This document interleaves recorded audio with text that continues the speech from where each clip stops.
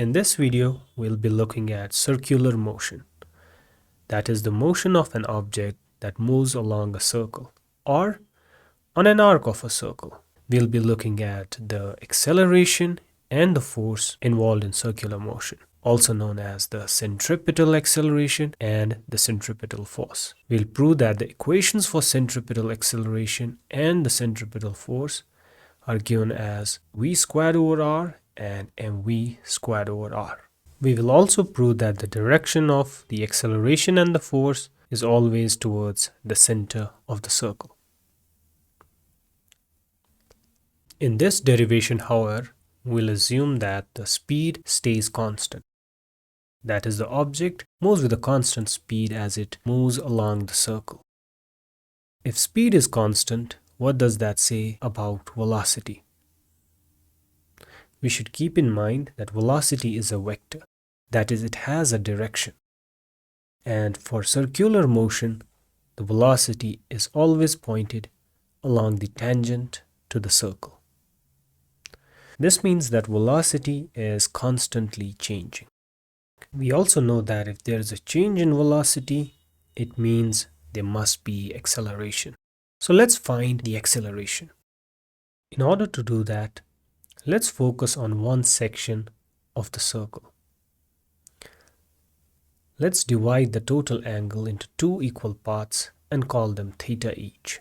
The initial and the final velocity vectors are v1 and v2 respectively. We must notice that both v1 and v2 are along the tangent to the circle. We can use this equation to find the acceleration, or we can rearrange and expand it. This equation basically says that acceleration of an object is equal to the change in velocity divided by the time taken. That is, the rate of change of velocity. But before we use this equation, let's use some geometry to help us out. We draw two vertical and two horizontal lines. We can easily confirm that both the velocity vectors make angles theta with the horizontal.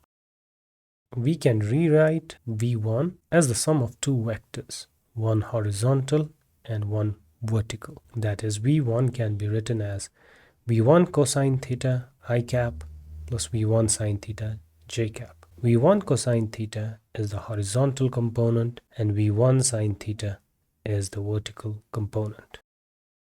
We must note that v1 without the arrow is the magnitude of the initial velocity, or in simpler terms, it is the initial speed.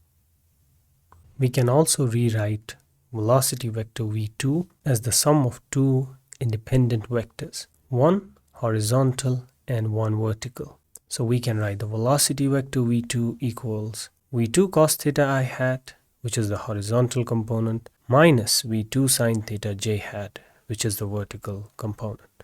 We have a minus instead of plus because the velocity vector, which is vertical, points downwards. We should also note that v2 without an arrow on top of it is the magnitude of the final velocity vector v2. That is, it is the final speed. Since this object was moving with a constant speed, we can write v1 equals v2. Note that I have not written an arrow on top. That would mean the velocity vectors are same. That's not the case. It's the speed that's the same. Therefore, I'm writing v1, which is the magnitude of velocity vector, that is the speed. v1 stands for the initial speed and v2 stands for the final speed. And they are equal. Let's call that to be a v. So we are representing the speed with which the object moves by the letter v.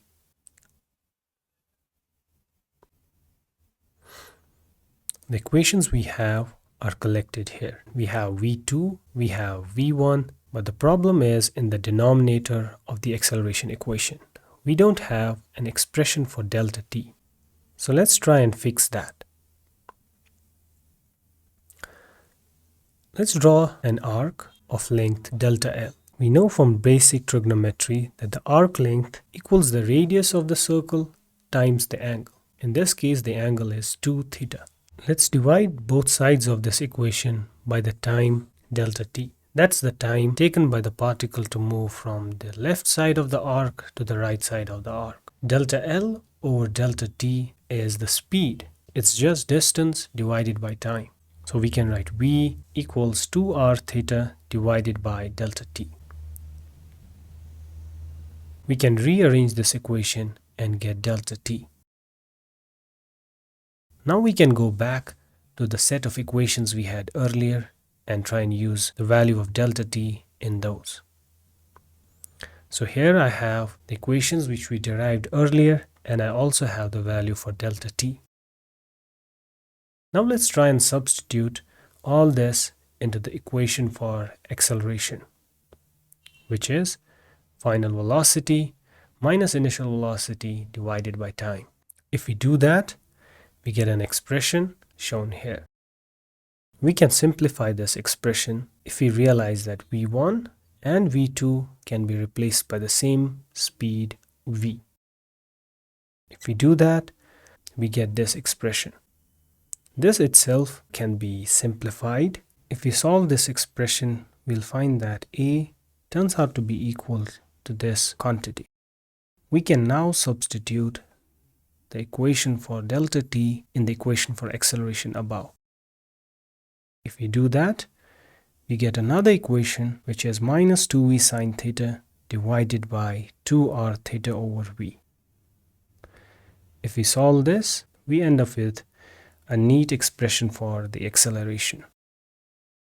This equation gives us the average acceleration as the object travels an angle of 2 theta. But we might be interested in the instantaneous acceleration. To find the instantaneous acceleration, we need to squeeze the angle down. We take the approximation that theta is approximately equal to 0. In that limit, sine theta is also approximately equal to theta. We can use both of these approximations in the equation for the acceleration above. If we do that, we get another equation which is minus v square theta divided by r theta j hat. This can be simplified, theta and theta cancels, and we are left with the equation for acceleration, which is minus v square over r j hat. This is the equation for the instantaneous acceleration. Minus j hat term in this equation signifies that the direction of acceleration is right towards the center of the circle. This means that the vector of acceleration is pointed towards the center throughout the motion. The magnitude of this acceleration is simply v squared over r. This is also known as the magnitude of centripetal acceleration.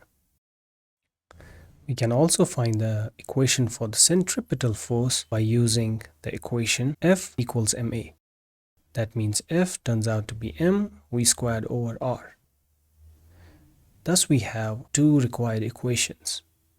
A equals v squared over r for the centripetal acceleration and mv squared over r for the centripetal force.